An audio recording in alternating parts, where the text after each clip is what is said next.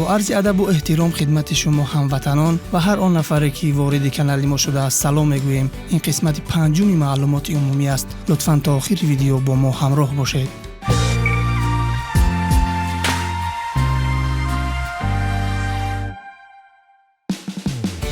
آیا می‌دانید که اسب ماده 30 دندان دارد و اسب نر 36 تا؟ آیا می‌دانید که بیشتر سردردهای معمولی از کم نوشیدن آب است؟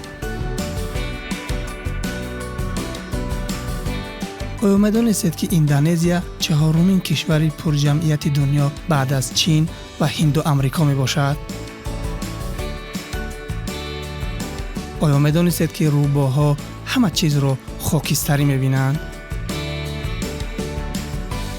آیا می‌دانید که نور خورشید 8 دقیقه و 20 ثانیه طول می‌کشد تا به زمین برسد؟ آیا می‌دانید که گربه و سگ هر کدام 5 گروه خون دارند و ما انسان‌ها فقط 4 گروه؟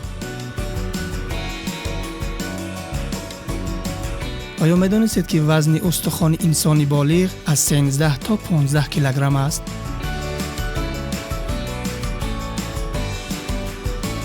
آیا می‌دانید که با سرعت ترین پرنده شاهین است؟ او می‌تواند با سرعت 200 کیلومتر در یک ساعت پرواز کند. آیا می‌دانید که چشمان انسان برابر به 135 مگاپیکسل است؟ آیا می‌دانید که زرافه تار صوتی ندارد، یعنی گنگ است و نمی‌تواند هیچ صدایی را از خود خارج کند؟ آیا می‌دانید که هر تار موی انسان می‌تواند تا وزن 100 گرم رشد کند؟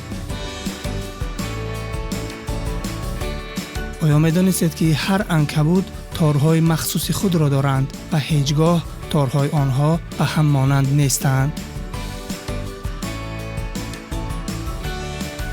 آیا می‌دانید که هر فرد در طول 24 ساعت 23,000 بار نفس می‌کشد؟ تشکر زیاد که این ویدیو رو تماشا کردید و اگر به شما پسند اومد لایک گذارید، عضو کانال ما شوید، زنگوله رو فراموش نکنید تا که از ویدیوهای بعدی آگاه شوید. هر کجایی که باشید خدا نگهدار و مددگارتان باشد.